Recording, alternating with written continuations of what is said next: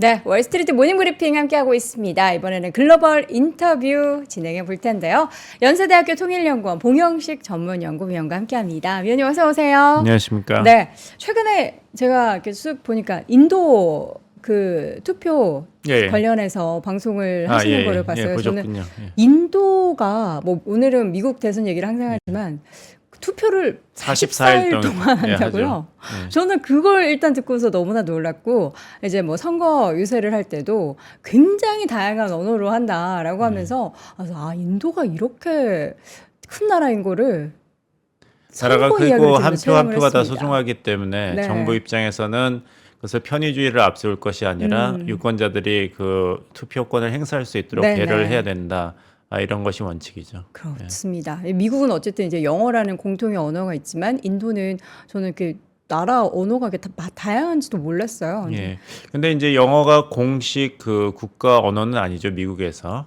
그렇게 정해진 건 아니에요. 그렇습니까? 네, 그래서 그것이 이제 계속 그 논란과 논쟁의 여지가 되고 있는데 네, 네. 여담입니다만 텍사스에서 영어를 그 공용어로 정해야 되는가 학교에서 네.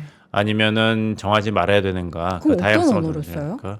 그 어떤 연방주의적인 원칙은 없어요. 그래서 한 가지 에피소드가 뭐냐면 당시에 그 보수 성향이 강했던 텍사스 주지사가 영어를 그냥 공용어로 해야 된다. 텍사스 주에서는 그러면서 그 증거로 얘기한 것이 우리 예수 그리스도도 영어면 충분했는데 우리 텍사스 주민도 영어면 충분하다 이렇게 얘기했거든요. 그래서 이제 논란이 있었죠. 왜냐하면 예수 그리스도는 영어를 안 썼거든요. 그리스도는 그리스도. 근데 텍사스가 워낙 바이블 스테이트로 그런 기독교인들의 그런 입장이 강하기 때문에 네. 예수 그리스도를 예를 들었는데 사실관계는 맞지 않았죠. 어쨌든 이제 선거를 통해서 좀 다양하게 그 국가의 특성을 좀 파악할 수 있는 것 같다라는 생각도 들어가지고 이제 미국 선거 이야기를 또 2주에 한 번씩 저희가 업데이트해 드리고 있는데 오늘 봉 박사님과 함께 이야기 나눠볼 주제는 첫 번째로 최근에 항상 그러는 것 같아요. 우리나라한테 트럼프 전 대통령이 국방비, 그 방위비 관련한 분담금에 대한 딴지 늘 걸고 있죠. 그러면서 이제 돈을 잘 벌고 많이 있는 나라가 왜 그거를 분담하지 않느냐라고 이야기를 하는데 이 시점에서 방위비를 또 증액을 한 것은 어쨌든 포퓰리즘에도 입각한 그런 발언이겠죠. 예, 파퓰리즘입니다. 그래서 이 타임즈 인터뷰에서 이 얘기를 다시 한번 트럼프 공화당 대선 후보가 강조했는데 네. 그 다음에 미국 CNN 방송에서 적어도 32개의 오류가 있다 지적을 했죠. 예를 들면은 트럼프 대통령이 재임 할 시에 주한미군을 4만 명이라고 그랬는데 사실 4만 명이 아니에요. 2만 8천 명 정도거든요. 그리고 바이든 대통령이 취임한 다음에 한국이 무임승차하게 했다. 아무것도 내지 않게 한국을 그냥 놔줬다 했는데 사실이 아닙니다. 약 10억 달러, 1조 3,620억을 우리가 주한미군 주는 비용의 그 분담금으로 지급하고 있는데 네. 아무것도 내지 않는다고 이야기한 것은 명백한 오류죠. 하지만 이런 문제에 대해서 미국 유권자들이 정확하고 자세한 정보를 가지고 있다고 생각할 수는 없거든요. 그러니까 트럼프 후보 입장에서는 그냥 던지는 거예요. 나토 동맹국들이 GDP 대비 2%그 재정 부담을 하지 않는다면은 러시아 푸틴 정부가 나토에 대해서 어떻게 하든지 나는 그냥 내버려 두겠다 해서 논란이 됐지 않습니까? 그런 식으로 하면서 미국 우선주의 그리고 미국 고립주의로 해서 왜 이 잘 사는 나라들의 방어를 위해서 당신들의 그 세금을 우리가 함부로 써야 되는가 그리고 왜 우리 병사들이 거기 있어야 되는가 나는 납득할 수 없다 이런 얘기를 하면서 아까 사회자님께서 말씀하신 이제 파퓰리즘 논지를 계속 강조하는 것이죠. 사실 이 숫자를 트럼프 대통령은 정확하게 알지도 못할 거예요. 당시에도 사실 그 미국 협상팀이 제11차 SMA라 그러죠. 그 스페셜 메저 어그리먼트라 그러는데 방위금 분담 협정을 그 13% 인상을 제안을 미국 측이 했어요. 그래서 양측이 그것에 합의하려고 했는데 트럼프 대통령이 그것을 뒤집은 거예요. 네. 13%는 말도 안 된다. 1조 원인데요. 그랬을 때도 이것은 그냥 껌값이라 그랬어요. 그러면서 적어도 6조는 돼야 된다. 5배를 그냥 고집했거든요. 네. 그 근거도 없이.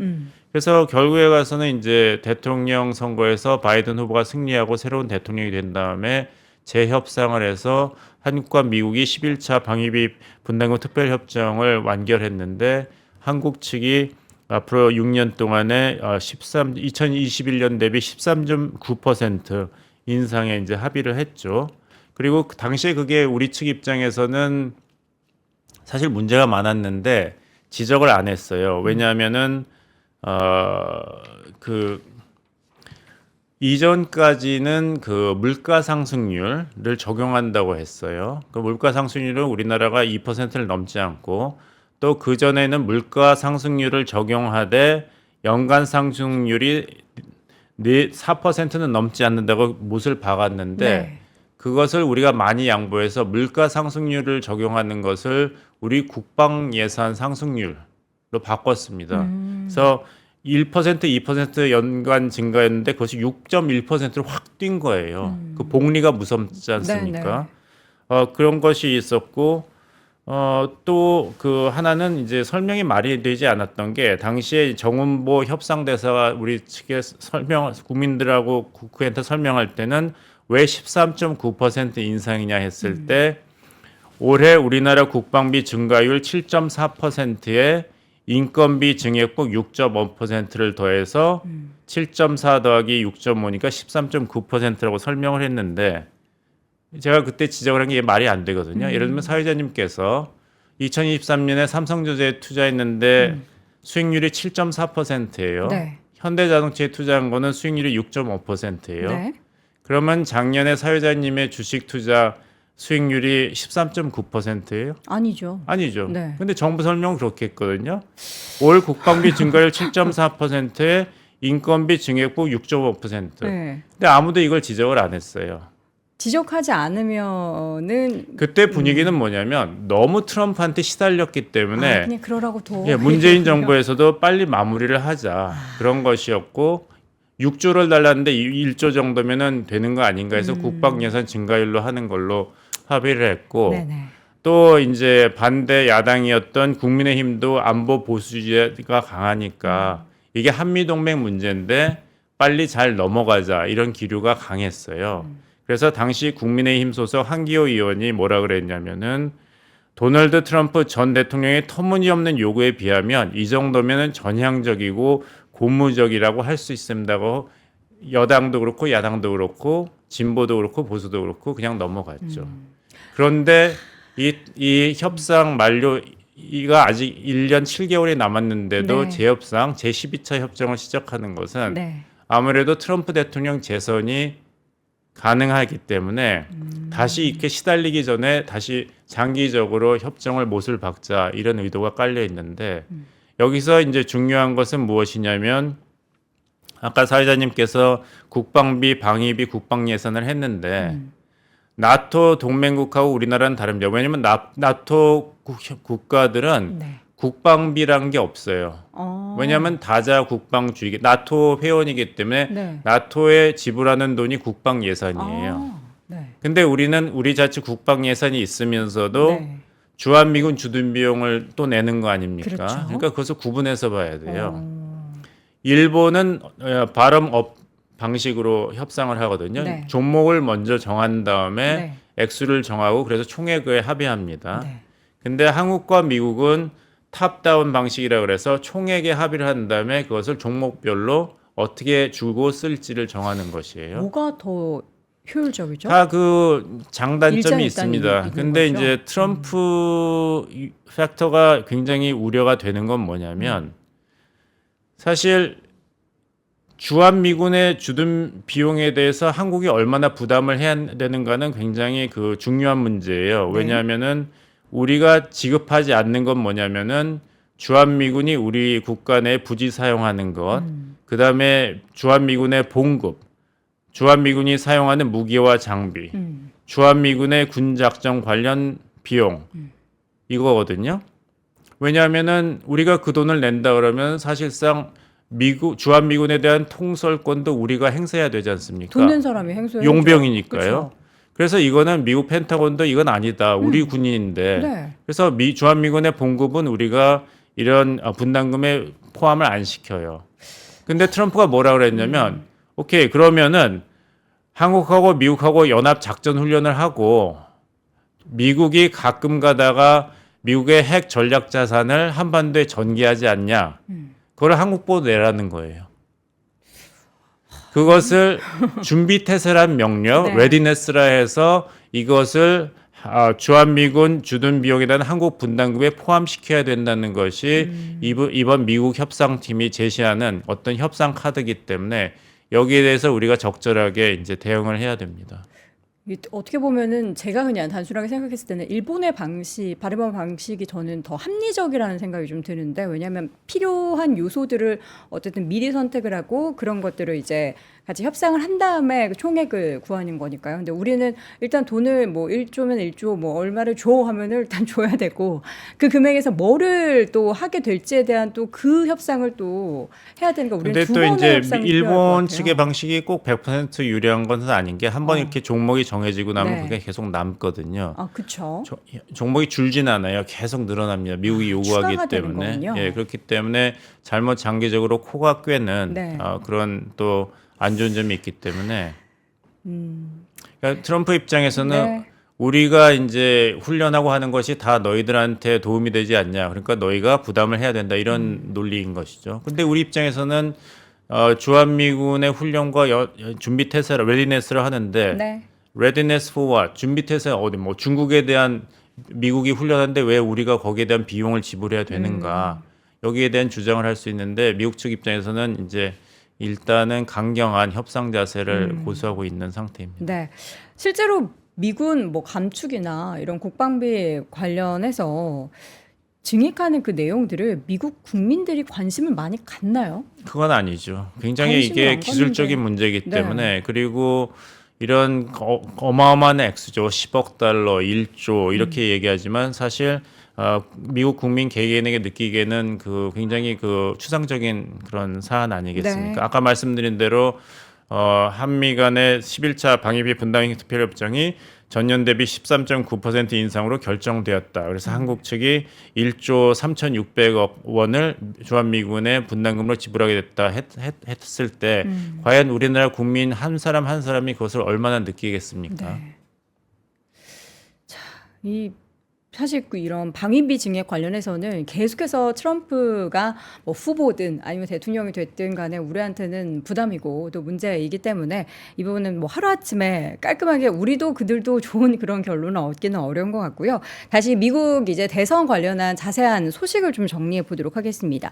어디 보니까 트럼프 대통령 또 스캔들 하나 터졌더라고요. 지금 최근에 나왔던 그런 여론조사나 이런 내용들 2주 전과 크게 변화가 없습니까? 아니면 또 어느 쪽 후보 쪽으로 2주 사이에는 좀 기울었습니까? 이제 막상막하라는 표현이 제일 적절할 것 같습니다. 그 아직은 이제 미국 대통령 선거가 11월 5일까지 6개월 정도 남아 있기 때문에 네. 지금 여론조사에서 앞서고 있다. 어떤 식으로 우세하다는 것이 지금 상태에 대한 분석이지 이것이 11월에 어떻게 될지는 모르는 것이죠. 네. 어느 분이 얘기하는데 어렸을 때부터 부산 롯데 자이언츠 야구 팬이에요.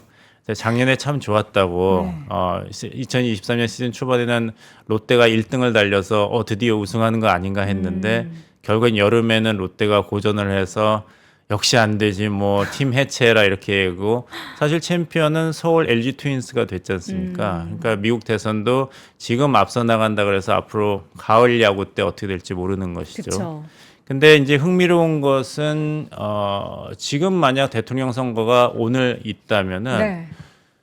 트럼프 대통령이 약간 우세한 것이 아닌가 이렇게 말씀드리겠습니다. 여론조사 결과인가요? 예, 예. 아니면 여론조사 결과를 여러 가지를 합쳐봤을 때 네네. 왜냐하면은 바이든 대통령이 그 국정연설을 3월에 하고 굉장히 그 동력을 얻었지 않습니까? 네. 그렇게 앞서 나가다가 그것이 이제 그 효과가 감소하면서 트럼프 후보가 다시 약진을 했습니다.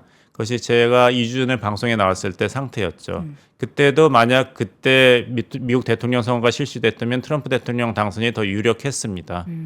다시 바이든 대통령 캠페인 팀이 전략을 잘 짜서 트럼프 후보를 따라잡고 있는 추세가 보이는데 아직도 아슬아슬하게나마 트럼프 후보가 약간 앞서고 있다. 왜냐하면은 여론조사를 보면은 전국적인 지지율에서는 37% 정도로 박빙을 보이고 있지만 네. 중요한 것은 아무래도 그 선거인단 확보 아니겠습니까? 그렇죠. 지난번에 설명드렸다시피 각 주에 선거인단이 할당돼 있고 그것을 한 표라도 더 많이 득표한 후보가 독식하는 제도이기 때문에 그 선거인단이 많이 할당된 주에서 승리하는 것이 그래서 538명 중에 절대 과반인 270명 먼저 확보하는 후보가 승리하는데 특히 8개 경합주가 중요합니다. 여기서 본다면은 8개 경합주에서 적어도 6개 주에서 굉장히 그 약수 하나마 트럼프 후보가 앞서는 것으로 나타나고 있습니다. 지금 상태에서 지금 상태였습니다.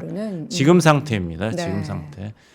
그래서 그 미시간주하고 펜실베니아주 여기서는 그 바이든 후보가 트럼프 후보를 앞서 나가는 걸로 보이고 있지만 네. 나머지 6개 주, 특히 조지아에서 트럼프 후보가 앞서고 있는 것으로 보여가지고 지금 현 상태를 보면은 바이든 후보는 538명 선거인단 중에서 226명 정도를 확실하게 확보하고 44명 정도를 더 확보하면 승리한다. 이런 네. 예측이 나오고 있고 트럼프 후보는 538명 선거인단 중에서 235명 정도를 확실하게 확보했는데 35명 정도를 더 확보해야 된다. 이렇게 돼 있거든요. 44명과 35명. 44명과 35명인데 이제 경합주가 위스콘신 10명, 미시간 15명, 펜실베니아 19명, 조지아 16명, 아리조나 11명, 네바다 6명인데 네. 여기서 바이든 후보가 미시간과 펜실베니아를 다시 이긴다고 하더라도 2020년 대선 때처럼 그러면은 34명을 확보하기 때문에 226명 더하기 34명이면은 260명이 끝입니다. 네. 그러니까 270명이 아니죠. 아직도 그렇죠. 10명이 모자라죠. 그래서 나머지 경합주 6개 주에서 네. 네바다를 제외하고 네바다는 선거인단이 6명밖에 안 되니까 부족하고 네. 한 주라도 확보를 해야지 가까스로 270명을 확보하게 되거든요. 그러니까 펜실베니아, 미시간 더하기 한 주를 더 해야지 바이든이 승리합니다. 이게 그 한 명 한 명의 표를 얻는 것보다 선거인단의 표 10표 그렇습니다. 얻는 게 더 어렵잖아요. 이걸 이렇게 바뀌려면은 그 지역 가서 뭔가 새롭게 해주겠다 뭐 이런 얘기가 나와야 되는데 오늘 새벽에 나온 소식 보니까 바이든이 제가 지역명을 명확하게 기억 못하는데 그 지역에 가서 뭔가 대규모의 투자를 하겠다 이런 예, 그렇죠. 청사진을 밝힌 걸로 알고 있는데 이런 예. 표를 얻기 위해서 맞습니다. 선거인단 바로 표를 그렇습니다. 얻기 위해서죠. 그래서 이제 여기서 굉장히 중요한 주가 위스콘신입니다. 네. 위스콘신 주가 러스벨트를 대표하는 경합주인데 선거인단이 10명이 걸려 있죠. 그래서 위스콘신 주를 확보한다면은 바이든 후보는 펜실베니아 19명, 미시간 15명, 위스콘신 10명으로 해서 270명 절대 과반을 확보하게 됩니다. 힐러리 클린턴 당시 민주당 후보가 2016년에 도널드 트럼프 후보한테 패배한 게 이 위스콘신 주를 무시했기 때문입니다. 네. 당연히 그 블루칼라 노동자들이 전통적인 지지층으로 민주당을 지지할 줄 알고 딱 2번 방문을 했어요. 근데 그래서 위스콘신 유권자들이 화를 냈거든요. 그렇죠. 우리를 무시한다고. 그리고 뭐 부통령 후보도 버니 샌더스 같이 그런 블루칼라 노동자를 대표하는 사람이 아니라 그냥 중도 성향인 팀 케인 버지니아 그 상원의원을 그 러닝메이트로 지목했거든요. 네. 그래서 당시 그 남편인 그리고 전직 대통령 빌 클린턴이 아내한테 위스콘신이 이상하다. 한번 가봐라고 얘기했는데도 안 갔어요. 네. 그리고 위스콘신이 도널드 트럼프 쪽으로 넘어가서 힐러리 클린턴 후보가 대선에서 패배했죠. 그래서 앞으로 주목할 주가 조지아하고 위스콘신.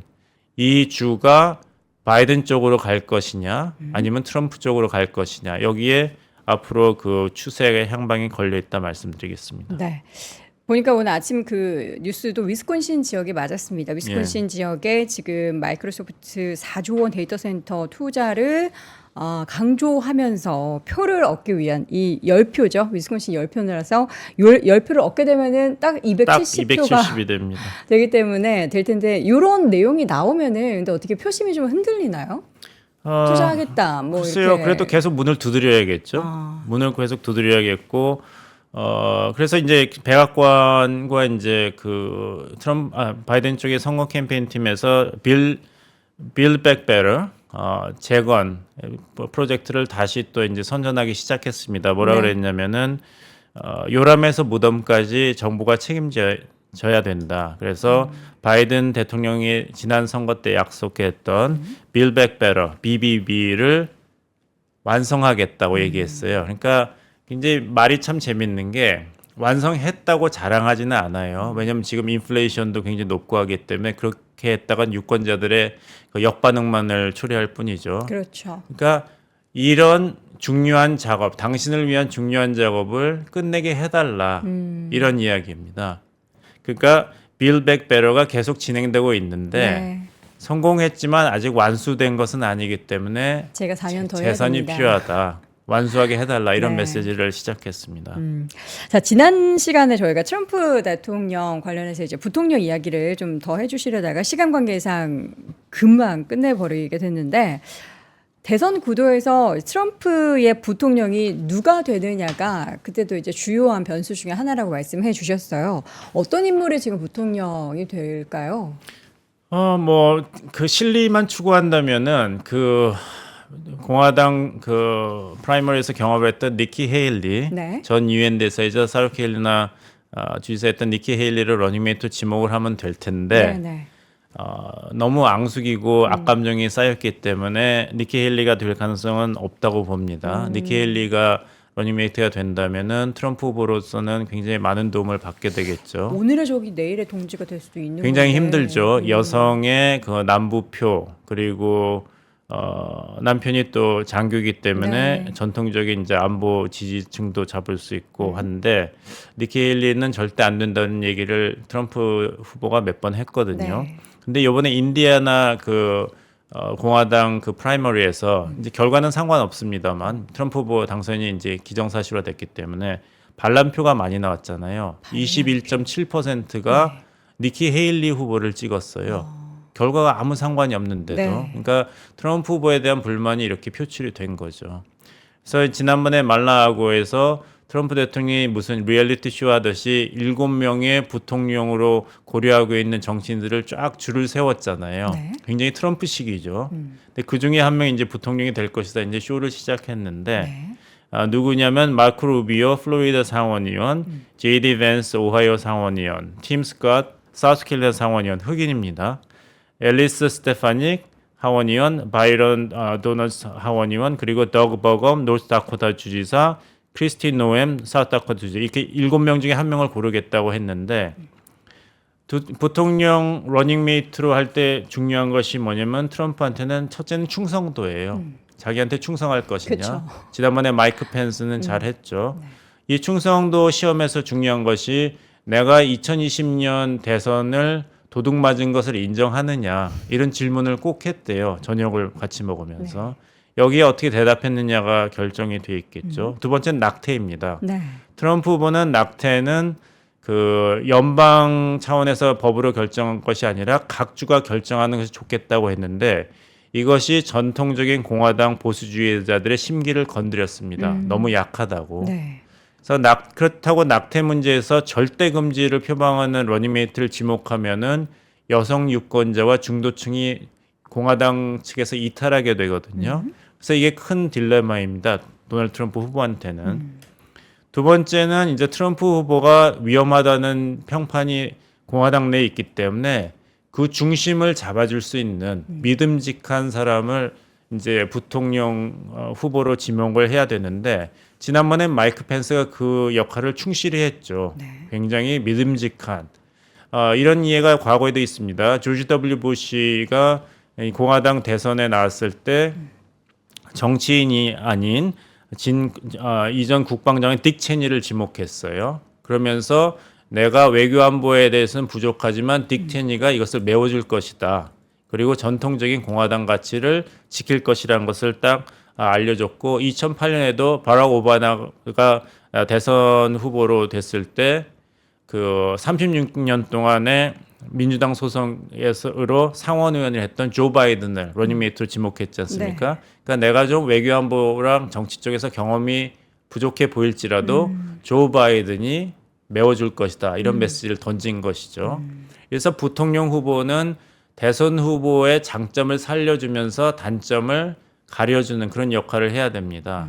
그래서 이 7명의 그 러닝메이트 후보들을 봤을 때는 여러 가지 장단점이 있죠. 그렇죠. 뭐 여성 러닝메이트면 여성 유권자들의 표심을 잡을 수 있겠고 마르코 루비오 상원의원이 된다면 라티노계 유권자들 13%에 해당하는 유권자들한테 어필하겠고 하지만 여러 가지를 고려해 봤을 때 낙태 문제에 대해서 너무 절대적인 입장을 취하는 것도 위험하기 때문에 크리스티 노엠 그 사우스다코타 주지사는 좀 위험할 것 같고 뭐 충성도라든지 이런 걸 봤을 때는 앨리스 스테파니 하원의원 아니면은 제이디 밴스 오하이오 상원의원이 7명 중에 가장 유력하지 않을까 말씀드리겠습니다. 팀 스캇 사우스캐롤라이나 상원의원도 흑인이고 사우스캐롤라이나 상원의원은 이제 남부표를 잡는 장점이 있습니다만은 이 낙태 문제에 대해서는 굉장히 강경한 입장이기 때문에 또 사우스캐롤라이나가 하필 니키 헤일리 그가 주지사를 했던 주기 네. 때문에 여러 가지 복잡스러운 사정이 있고 해서 제이디 밴스와 앨리스 스테파닉이 그 중에서 더 유력하지 않을까 생각하는데 네. 7월 15일에서 18일 밀워키에서 공화당 전당대회가 있고 거기서 공식적으로 이제 러닝메이트가 등장하게 됩니까? 그러니까 트럼프 스타일로 봤을 때는 그때까지 최고의 흥행 효과를 누리게 시간을 끌겠죠. 여러모로 봤을 때 사실 지난 이제 트럼프가 당선이 됐을 당시의 대선을 돌이켜 보면 그때도 트럼프 대통령은 항상 구설수에 많이 올라와 있었어요. 그런 뭐 스캔들도 많았고요. 근데 이번에도 스캔들이 있고 지금 최근에 있어서는 그 기밀문서 유출 사건 관련해서는 지금 재판 일정이 무기한 연기가 됐잖아요. 여러모로 약간 기세가 트럼프 쪽으로 더 기우는 것 같다라는 생각이 드는데 6개월이 남아있는 이 시간 동안 가장 주요 키워드가 돼요. 그러니까 바이든 대통령 쪽으로 뭔가 기울 만한 혹은 정말 트럼프로 쐐기를 박을 만한 가장 주요한 거는 뭘까요? 그렇죠. 정확한 지적을 하셨습니다. 이제 4개 사건으로 기소가 됐는데 네. 그중에 3개 특히 이번에 그 기밀문서 유출 사건은 그 판사 트럼프 대통령이 지명한 판사였죠. 아일린 캐논 판사가 사실상 무기한 재판을 연기했지 않습니까? 그 대선 후 결과 나온 다음에나 재판 결과 나오기 때문에 결국에 남은 것은 그 데니얼 스톰 그 성추문 입막음 사건 그것만이 진행되고 있죠. 네. 그래서 그것이 만약에 사법 리스크가 이제 현실로 나타나면 그것밖에 4개 중에 하나밖에 안 남았습니다. 하지만 그것이 리스크라면 트럼프 대통령한테는 리스크로 남아 있고요. 그리고 이제 재판 문제 때문에 이렇게 끌려다니다 보면은 선거 자금이라든지 선거 유세에 쓸 시간이 부족한 것이 불리하게 작용하고 있습니다. 그렇다면 이제 바이든 대통령에게 아킬레스건은 무엇이냐 했을 때는 그 뭐 가자 사태도 있고 미국 대학생들이 여기에 대해서 여러 가지 시위도 하고 있지만 네. 여론조사를 보면은 그 가자 지구를 잘못하고 있다는 것이 이번 미국 대선에서 가장 중요한 이슈라고 대답한 숫자는 아직도 10%에 머무르고 있어요. 공화당 지지자들에게 물어봤을 때 가장 중요한 이슈가 무엇이냐 하면은 인플레이션 34% 정도고 그 다음에는 국경 문제입니다. 불법 이민 문제이기 때문에 네. 그리고 이제 민주당 지지자들이 가장 중요하게 생각하는 이슈는 낙태입니다. 낙태 문제 그다음에 인플레이션이기 때문에 이런 걸 본다면 바이든 대통령이 가장 치명적인 피해를 줄 수 있는 거는 2007년 말에 있었던 미국의 서프라임 모기지 위기 같은 절대적인 이제 금융 위기가 여름이나 가을에 닥친다면은 네. 걷잡을 수 없는 사태가 되겠죠. 그럴 가능성에 대해서는 저는 이제 잘 모르겠습니다만 제가 그때 미국에 살았기 때문에 아는데 네. 너무 위험한 거 아니냐는 얘기는 2005년부터 계속 나왔어요. 그럼에도 불구하고 주위 사람들이 계속 워낙 이게 돈이 되니까 자기가 다니던 직장도 그만두고 그 부동산업으로 다 옮겼거든요. 그리고 돈도 많이 벌었어요, 계속.